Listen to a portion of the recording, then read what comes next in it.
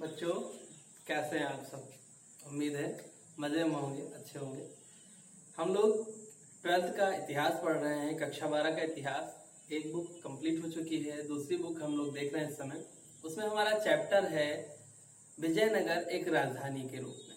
ठीक है, इसका जो मूल कॉन्सेप्ट है, जो मूल बिंदु है वो यही है कि विजयनगर जो राजधानी क्षेत्र है विजयनगर साम्राज्य का, वो कैसा था, उसकी रूपरेखा कैसी थी। ठीक है, और उसमें ये देखना है कि उसकी निर्भरता किस पर थी, कृषि पर थी, व्यापार पर थी या दोनों पर थी। अगर कृषि पर थी तो कृषि की व्यवस्था कैसी थी, और जो राजकीय केंद्र था, जो व्यापारी वर्ग था, उसकी सुरक्षा के लिए क्या इंतजाम उस क्षेत्र के शासक ने कर रखे थे, इन चीजों को देखेंगे। सामान्यतः राजधानी जैसी होती है, राजधानी का जो अध्ययन करने का तरीका होता है उसी के आधार पर हम करेंगे। किसी भी राजधानी क्षेत्र के अध्ययन के लिए सबसे पहले हम वहाँ की जलवायु के बारे में जानते हैं, उसका जो भौगोलिक विस्तार है, भौगोलिक संरचना उसकी है वो जानते हैं, किन पहाड़ियों पर किस बीच में है या मैदानी क्षेत्र में है, नदियां कौन सी है उसके आसपास। जब भी किसी हम राजधानी क्षेत्र का अध्ययन करते हैं तो उसके कुछ मूल बिंदु होते हैं, जैसे कि वो जो क्षेत्र है वो भौगोलिक क्षेत्र उसका कैसा है, नदी है, पर्वत है, पहाड़ है, कौन से खनिज वहां पे मिल सकते हैं, या फिर कौन सी नदी निकलती है और वो कहाँ तक जाती है, जो व्यापार का माध्यम होती है। तो ऐसे ही हम चीजें देखते हैं। तो यही आगे बढ़ रहे हैं हम लोग इसमें। तो जो हमारा आज का टॉपिक है वह है विजयनगर राजधानी तथा उसके परिप्रदेश। जो राजधानी है और उसके निकटवर्ती जो प्रदेश है, परिप्रदेश यानी उसके ऊपर आश्रित और राजधानी जिस पर आश्रित है। जैसे मान लीजिए बहराइच है, आपका बहराइच हो गया, और बहराइच के परिप्रदेश अगर कहा जाए, बहराइच अगर कभी बड़ा स्टेट होता, या मान लीजिए लखनऊ है, लखनऊ बहुत बड़ा स्टेट होता, और इस स्टेट का क्या होता कि पॉलिटेक्निक हो गया, आईटी चौराहा हो गया, या फिर अमौसी एयरपोर्ट हो गया, ये क्या है, उसके परिप्रदेश यानी उसके उस पर आश्रित क्षेत्र हैं, वो उस पर आश्रित हैं, और लखनऊ जो है वो उन क्षेत्रों पर आश्रित है, यानी जो उसके साथ में जुड़े हुए ढांचागत क्षेत्र हैं उनके बारे में हम लोग देखेंगे। तो ऐसे ही हम पढ़ने जा रहे हैं विजयनगर राजधानी तथा उसके परिप्रदेश। विजयनगर राजधानी तथा उसके परिप्रदेश। ठीक, ये देख रहे हैं, ये हमारा विजयनगर साम्राज्य, विजयनगर साम्राज्य का वीडियो का पार्ट 3 है, 3 होगा। ठीक, तो इसके अंतर्गत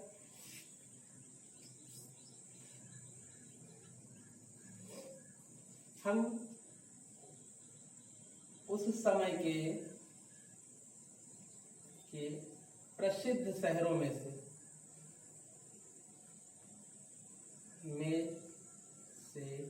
एक, उस समय यानी विजयनगर साम्राज्य के समय में जो प्रसिद्ध नगर थे 1336 ईस्वी के आसपास, उनमें से एक क्षेत्र के बारे में पढ़ने जा रहे हैं, विजयनगर के बारे में पढ़ेंगे। ठीक, ये स्पष्ट हो गया। अब इसकी संरचना हम लोग देखेंगे।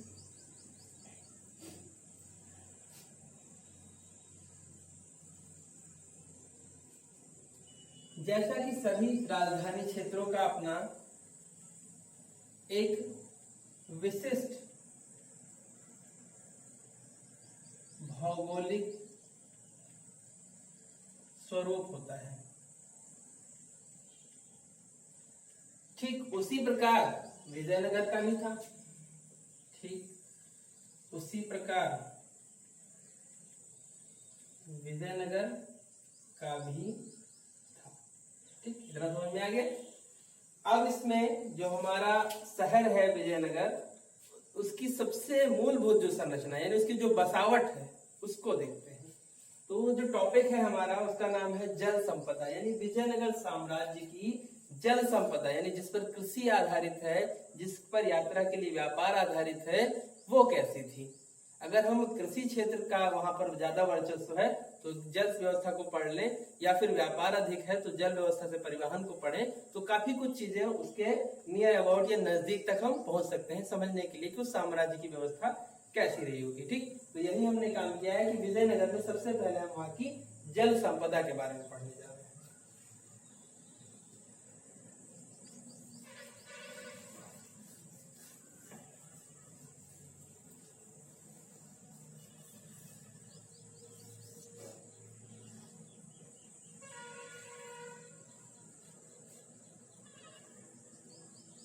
ठीक, तो जो जल संपदा टॉपिक है, जल संपदा, इसका जब हम अध्ययन करते हैं तो पाते हैं सबसे चौंकाने वाला जो तथ्य पाते हैं, यानी एक अलग तरह का सबसे चौंकाने वाला तथ्य है तुंगभद्रा नदी के द्वारा बनाया गया जलकुंड। तुंगभद्रा नदी के द्वारा बनाया गया जलकुंड। ठीक, सबसे चौंकाने वाला जो है, यह नदी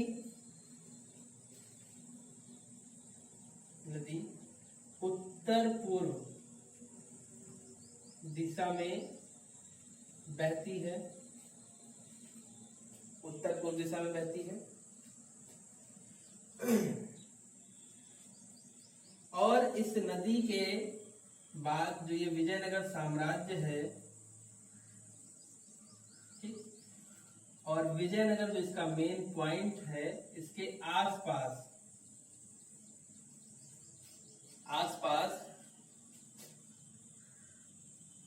ग्रेनाइट की पहाड़ियां हैं। ठीक, ग्रेनाइट की पहाड़ियां हैं। अब देखिए दो चीजें मिल रही है, एक नदी मिल रही है और दूसरा हमको पहाड़ी मिल रही है। नदी का काम क्या होगा? नदी का काम होगा जल देना, यानी सिंचाई, और जो पहाड़ी है उसका क्या काम होगा? पहाड़ी का भी काम है, पहाड़ी का काम है सुरक्षा प्रदान करना। ठीक, अभी आगे हम फनाकार चीजें पढ़ेंगे, फनाकार पत्थरों के बारे में पढ़ेंगे, पहाड़ियों से जुड़ा हुआ है। तो अब दो चीजें हमको मिल रही हैं, पहाड़ियां और ये। ठीक, दो चीजें हमने देखी। अब जब इसके आगे हम बढ़ते हैं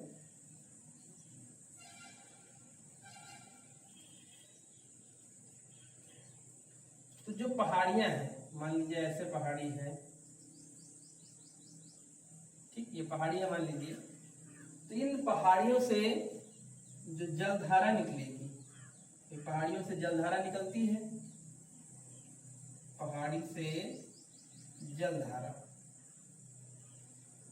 जलधारा निकलेगी, और ये जलधारा कहाँ जाएगी? ये जगह जाएगी विजयनगर शहर में।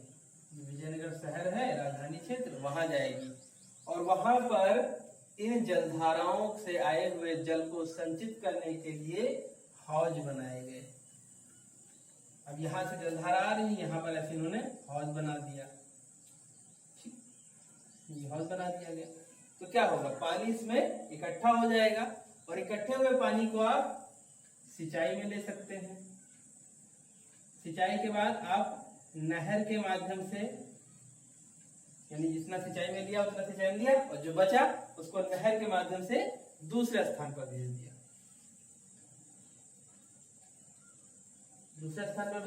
ठीक। तो हमने क्या देखा कि जो यहाँ पर पहाड़ियां हैं उनसे आने वाला जल इन हौज में संचित होता है, और संचित होने के बाद सिंचाई होती है। सिंचाई के बाद अतिरिक्त जल को नहरों के माध्यम से बाहरी क्षेत्रों में भेज दिया जाता है, अन्य क्षेत्रों में सिंचाई के लिए। ठीक, दो चीजें। इनसे पानी को हौज तक लाने के लिए बांध बनाए जाते थे, ठीक, बनाए जाते थे। तो हमने यहाँ देखा कि जो राजधानी क्षेत्र है उसमें तुंग तुंगभद्रा नदी से आया हुआ जलकुंड से जल इस क्षेत्र में पहुंचता है। यहाँ पर हौज और बांध बनाकर उसको रोका जाता है, उपयोग किया जाता है और अतिरिक्त जो होता है उसको आगे भेज दिया जाता है। ठीक, तो ये क्या है, एक चैनल बन रहा है, एक सिस्टम बन रहा है अपने सिंचाई व्यवस्था को चलाने के लिए। ठीक है, अगर उदाहरण के तौर पर देखें तो पहाड़ियों के समीप बना हुआ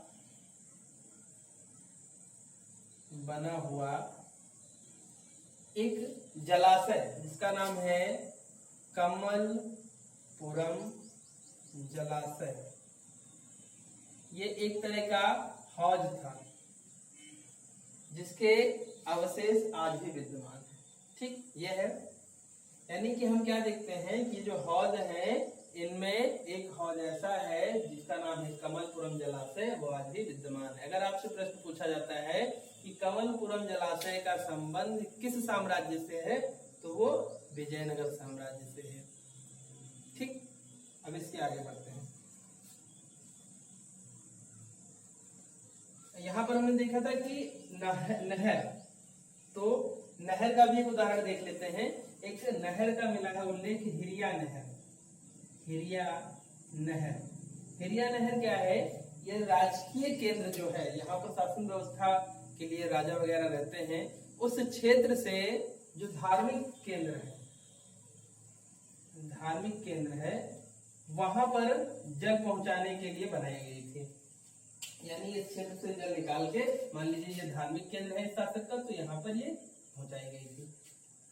इसका एक उदाहरण हिरिया नहर अभी भी विद्यमान है। ठीक, तो हमने दो चीजें देखी। जल संपदा के अंतर्गत तुंगभद्रा नदी जलकुंड बनाती है जिससे जल विजयनगर को प्राप्त होता है। साथ ही साथ पहाड़ियां जो आसपास बनी हुई हैं, उन पहाड़ियों से आने वाला जल भी बांध और हौज या डैम बनाकर रोक लिया जाता है, इसका उपयोग होता है। उपयोग के बाद अतिरिक्त को अन्य स्थानों पर भेज दिया जाता है नहरों के माध्यम। यानी कि हम देख रहे हैं कि विजयनगर शहर में सिंचाई की एक व्यापक व्यवस्था थी। ठीक, और सिंचाई की व्यापक व्यवस्था यानी कृषि उन्नत दशा में रही होगी, ये स्पष्ट हो जाता है। ठीक, अब इसके आगे हम देखेंगे किलेबंदी। इसको कैसे, किलों को कैसे घेरा गया था उस शहर में, उसको देखेंगे।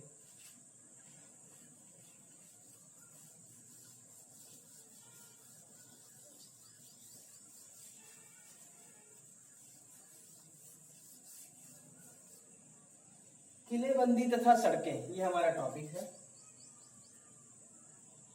किलेबंदी तथा सड़कें। ठीक,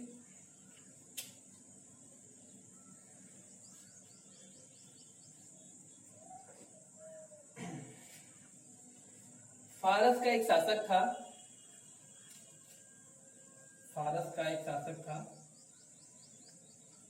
उसका एक दूत जिसका नाम था अब्दुल रज्जाक।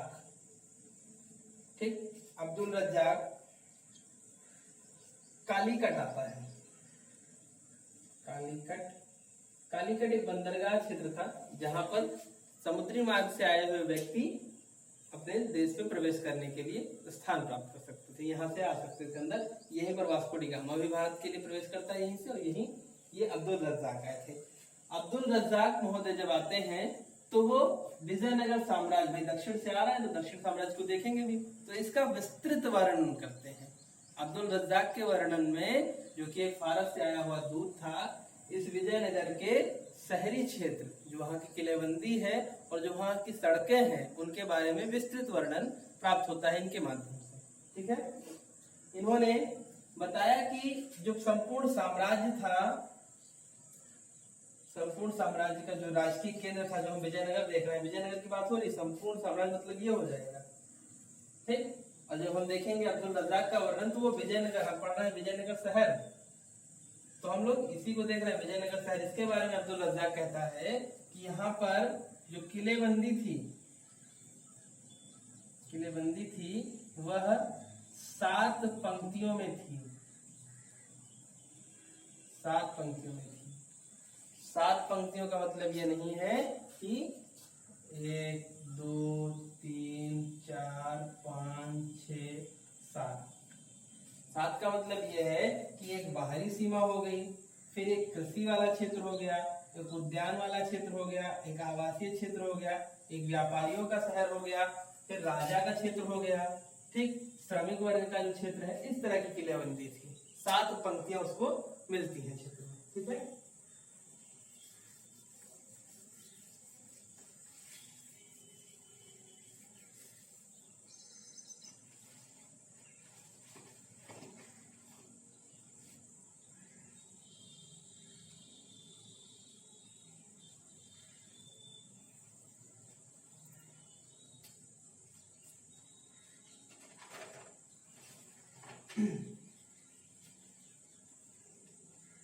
महल के साथ साथ, इसी का वर्णन है, महल के साथ साथ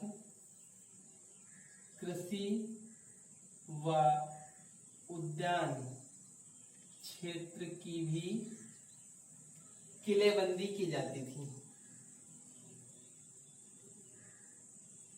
बंदी की जाती थी, यह जो लद्दाख का वर्णन है, ठीक। अब आपको मैं बता दूं कि आपने पहले देखा कि संपूर्ण साम्राज्य पहाड़ियों से घिरा हुआ है, ठीक। ये जो शहर है, सॉरी साम्राज्य, साम्राज्य गलत हो जा रहा है, शहर, ये शहर है पहाड़ियों से घिरा हुआ है। मान लीजिए ये आपका शहर हो गया और इसके चारों ओर पहाड़ियां हैं,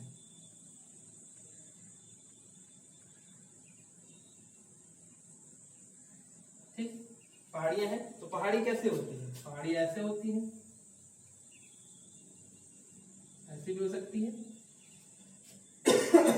अगर इसको हम चाहें कि कवर कर दें, घेर दें, तो इसको हमको भरना पड़ेगा, ये वाला जो क्षेत्र है इसको भरना पड़ेगा, भरना पड़ेगा, इसको भरेंगे हम।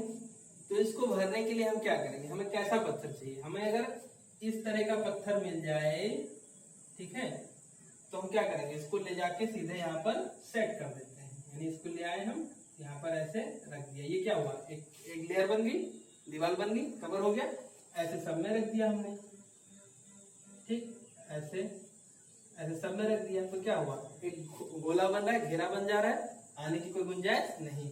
मान लीजिए एक हमने जगह छोड़ दी, इस पर सैनिक खड़े कर दिए कि जो भी आएगा वो निगरानी से चला आएगा, हो गया। तो ये जो ये है पत्थर, इसी पत्थर को कहते हैं, जैसे आपने देखा होगा फन, ठीक, सांप का फन कैसे होता है? ऐसे ही होता है, ऊपर चौड़ा होता है और नीचे पतला होता है। फन ऐसे ही होता है, सांप ऐसे होता है, ऐसे करके,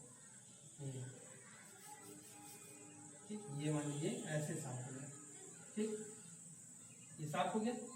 तो फन ही तो है इसका, इसी व्यवस्था को कहा गया है, ये जो बाहरी दीवारें थी साम्राज्य की, उनके बीच में जो जगह थी, उनको ऐसे चिकने पत्थरों से भर दिया गया, और भरने के बाद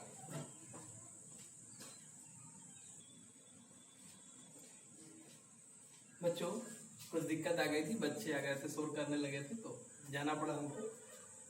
यहाँ पर ये जो पत्थर है बीच में, इसको रखने के लिए, कवर करने के लिए हमें फन के आकार के पत्थर चाहिए, और यही से हमें फनाकार पत्थर, फनाकार पत्थर के साक्ष्य मिले हैं, ठीक। अगर पूछा जाए फनाकार पत्थरों का संबंध किस व्यवस्था से है या किस काल से है, तो विजयनगर शहर से है। वहां पर पहाड़ियों के बीच की जो जगह होती थी, उसको कवर करने के लिए फन के आकार के पत्थर लगाए जाते थे, ताकि उनका बैलेंस बना रहे, और इनको आपस में जोड़ने के लिए अगर ये छोटे पत्थर होते थे, मान लीजिए ऐसे हैं, ऐसे हैं, तो इनको जोड़ने के लिए मिट्टी का लेप जो है उसका प्रयोग किया जाता था, ठीक है। इस तरह से हमने देखा इसकी सुरक्षा। और इसमें रज्जाक के साथ साथ एक व्यक्ति और है जिसका नाम है पेश, वो भी इस क्षेत्र का वर्णन करता है। इन दोनों के बारे में विचारों का जो यहाँ पर हम एक बार अध्ययन कर लेंगे कि उन्होंने क्या कहा है इसके बारे में, ठीक है। तो रज्जाक कहता है, रज्जाक कहता है कि पहली, दूसरी व तीसरी दीवारों यानी पंक्तियों के बीच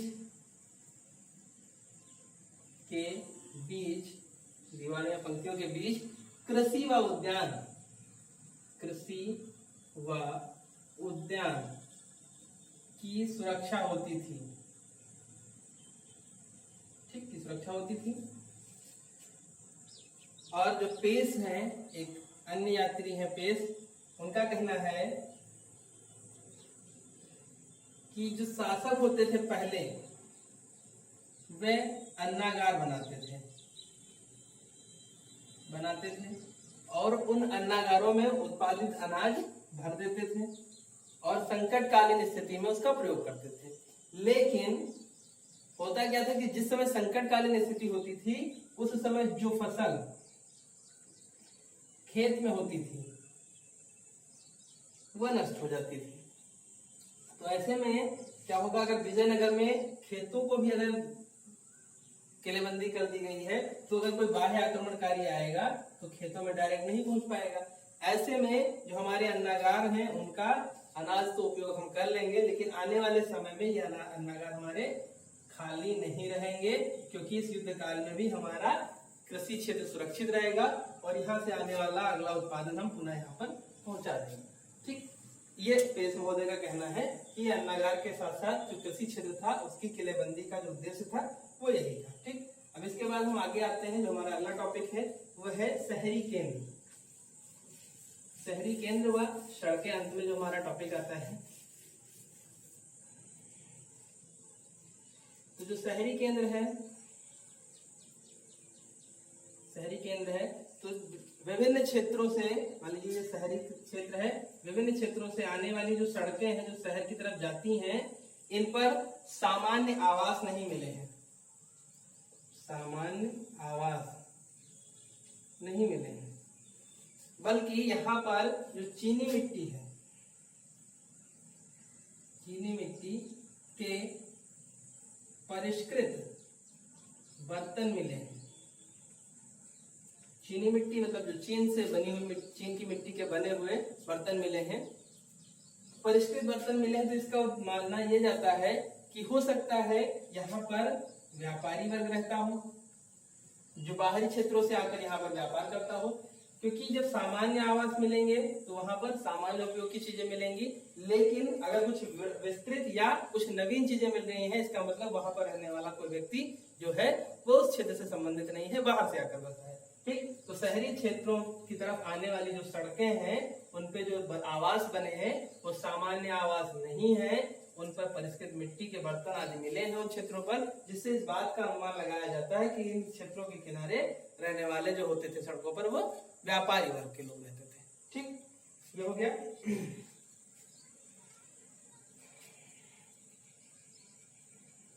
सामान्य लोगों के आवास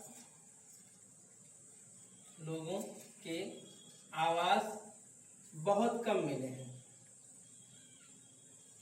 हैं। उसका कारण बता दे रहा हूं क्यों कम मिले हैं। 16वीं सदी में बारबोसा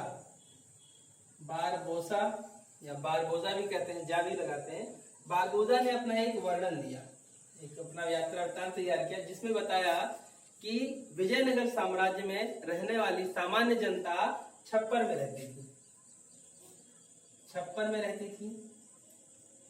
ये छप्पर मजबूत व टिकाऊ थे, लेकिन जो छप्पर होते हैं उनकी एक सीमित अवधि होती है, यानी उनका जो कालखंड होता है सीमित, 10, 20, 50, 100, 200 साल, 1000 साल बाद उनका अस्तित्व कतई नहीं मिला, क्योंकि वो मिट्टी में मिल जाएंगे। यही कारण है कि सामान्य आवास छप्पर के थे अतः नहीं मिले। ठीक, इतना स्पष्ट हुआ। तो जो शहरी केंद्र है, शहरी केंद्र की तरफ आने वाली सड़कें जिन पर अनुमान लगाया जाता है कि व्यापारी वर्ग रहता था, और जो आम जनता के आवास है वो वहां पर नहीं मिले हैं उसके साक्ष्य, क्योंकि वो आवास जो थे वो छप्पर के होते थे और छप्पर बहुत लंबे समय से उसके साक्ष्य नहीं मिल सकते। अभी वही ईंटे, पत्थर, मनके, इसका सबका बना होता तो वो लंबे समय तक मिलता, लेकिन छप्पर होते थे इसलिए नहीं मिले। ठीक, हाँ, ये छप्पर मजबूत, टिकाऊ और सुदृढ़ होते थे, लंबे समय तक चलते थे उनके जीवन काल में। ठीक है, तो इस तरह से हमारा ये टॉपिक कंप्लीट होता है। इसके बाद हमारा अगला वीडियो जो आएगा वो राजकीय केंद्र पर आएगा। ठीक है।